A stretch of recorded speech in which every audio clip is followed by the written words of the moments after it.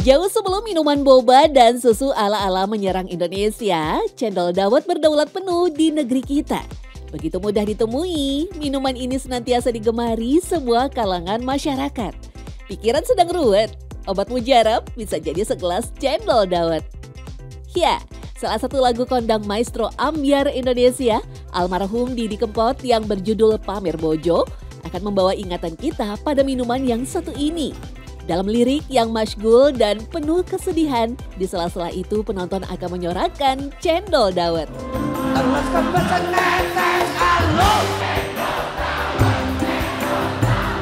Jika dihayati, lagu tersebut memang sangat berpotensi menguras air mata.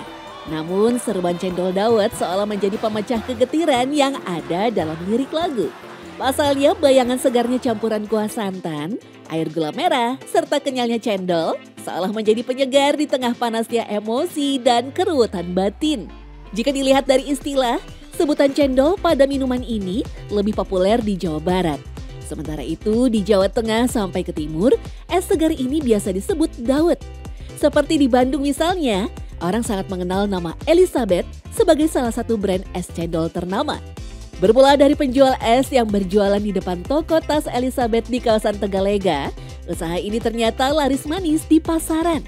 Oleh karena itulah, para pedagang es cendol keliling pun menyematkan nama Elizabeth pada gerobak mereka. Mungkin mereka berharap jualannya laku keras seperti es cendol depan toko Elizabeth. Lantas, sebenarnya sejak kapan cendol dawet hadir di Nusantara? Mengutip Fadli Rahman dalam buku Asal-Usul Dawet, tidak ada bukti sejarah yang pasti perihal asal-muasal cendol dawet ini. Hanya saja mayoritas berpendapat dawet berasal dari Jawa. Kata dawet sendiri ditemukan dalam manuskrip kuno Kakawin Tresnayana yang ditulis Putri Guna di masa Kerajaan Kediri abad ke-11. Saat itu dawet dihidangkan pertama kali saat upacara pernikahan Maharaja Kameswara dengan Permaisuri Sri Kirana. Sejak saat itu, minuman ini pun terkenal di wilayah Kerajaan Kediri. Bahkan banyak yang menganggap itu adalah lambang cinta raja kepada sang permaisuri.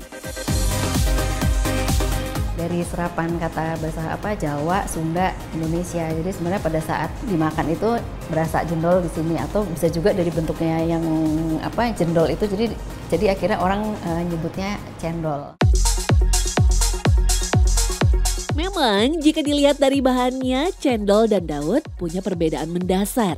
Cendol terbuat dari tepung kacang hijau atau hangkui, sedangkan dawet berbahan utama tepung beras.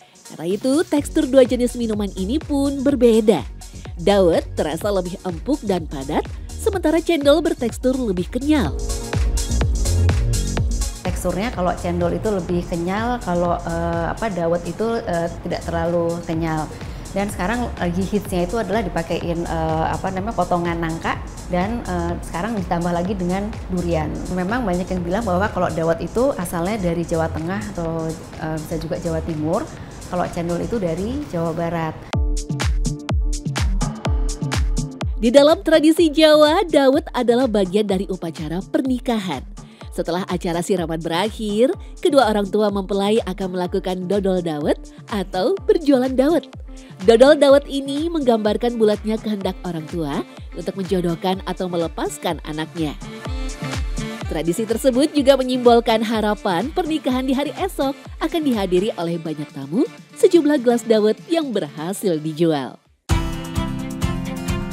Terlepas dari mana asal-usul dan sejarah cendol dawet, nyatanya minuman ini telah menjadi idola bagi banyak negara di Asia Tenggara.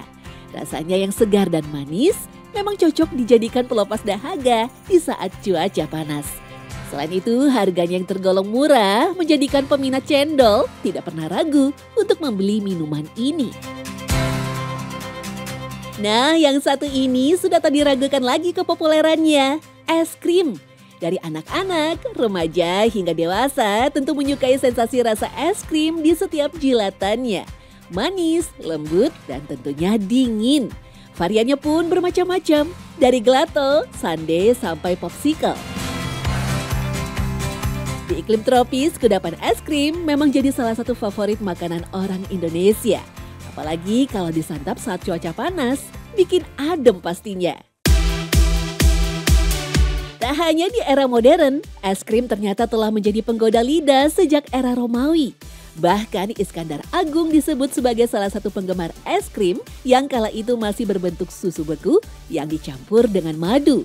Lantas jika manusia modern sekarang telah memiliki lemari es ataupun freezer, bagaimana dengan orang di masa lampau? Dari berbagai catatan, es krim banyak disebut berasal dari Tiongkok 2000 tahun silam. Kala itu, es krim primitif dibuat pertama kali menggunakan madu, susu, dan jus buah. Saat itu, Raja Tang dari Kerajaan Shang mendapatkan hadiah berupa gumpalan salju saat makan malam. Salju tersebut diproses dengan tambahan susu dan sari buah, serta dilumuri juga dengan madu. Makanan penutup tersebut akhirnya menjadi makanan kesukaan sang raja dan dipopulerkan di lingkungan kerajaannya. Jadi orang-orang zaman dulu itu ya melihat bahwa experience-nya adalah melihat banyak makanan yang ditimbun di bawah salju kok ternyata bisa awet gitu. Jadi mereka akhirnya berpikiran bahwa oh memang salju ini es dingin dia bisa mengawetkan makanan. Jadi mereka juga banyak menyimpan. Akhirnya tekniknya adalah dengan menutupinya dengan es atau salju. Sementara itu, kisah lain menyebut bahwa Kekaisaran Persia lah yang menemukan es krim pertama kali. Diyakini mereka menuangkan jus anggur di atas salju dan memakannya selama musim panas yang terik. Dari dua kisah tersebut, bentuk es krim memang lebih mirip dengan es serut masa kini. Pembuatan es krim dengan bahan baku salju membuat praktek menyimpan es yang diambil langsung dari gunung menjadi sebuah hal yang lumrah saat itu. Sementara itu, pembuatan es pertama kali dengan menggunakan garam dilakukan oleh sejarawan Arab Ibnu Abu Usaibi.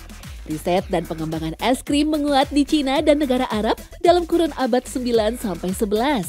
Pada masa itu, pembuat kue mulai bereksperimen dengan es krim berbasis susu yang rasanya lebih mirip dengan yang kita nikmati sekarang.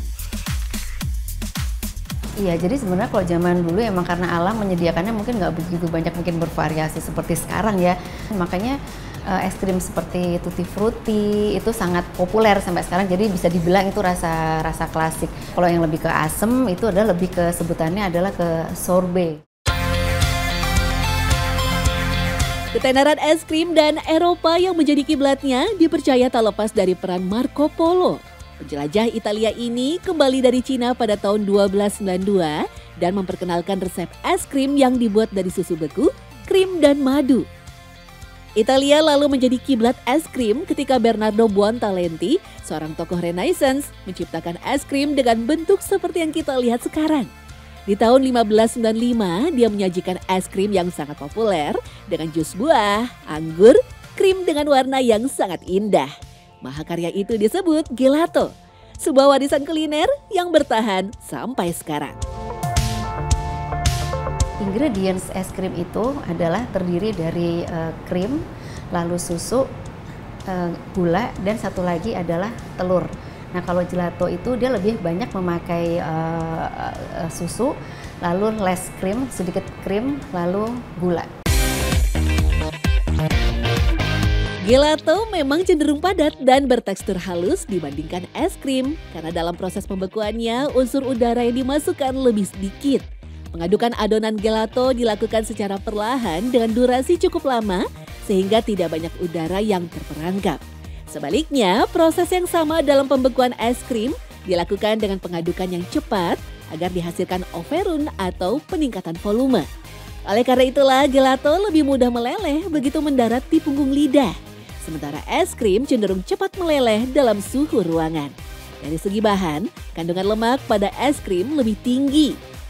Sementara gelato lebih banyak menggunakan susu dibandingkan krim sehingga relatif sehat karena rendah lemak. Kandungan lemak yang lebih rendah itu jugalah yang mempengaruhi kekentalan gelato yang terasa ringan. Beberapa dekade kemudian, es krim menjadi salah satu produk susu yang paling banyak dikonsumsi di seluruh dunia. Sementara itu, inovasi cone atau contong es krim yang berbentuk kerucut adalah karya Ernest A. Hamwi, imigran asal Suriah yang berjualan waffle di The World Trade Fair, St. Louis tahun 1904. Inovasi tersebut lahir dari ketidaksengajaan saat dia membantu pedagang es krim di sebelah lapaknya yang kehabisan wadah. Temannya meminta dia membuat roll atau gulungan dari adonan waffle yang bagian tengahnya bisa diisi dengan es krim. Adapun cara lain menikmati es krim yang cukup populer adalah menyelipkannya pada setangkup roti tawar.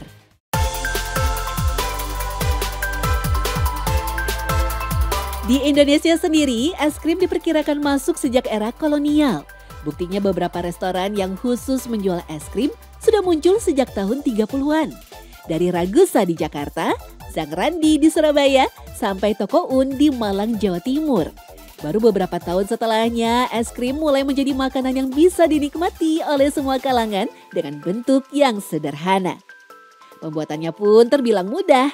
Tabung seng diputar di sebuah tong kayu yang berisi es batu dan garam pendingin.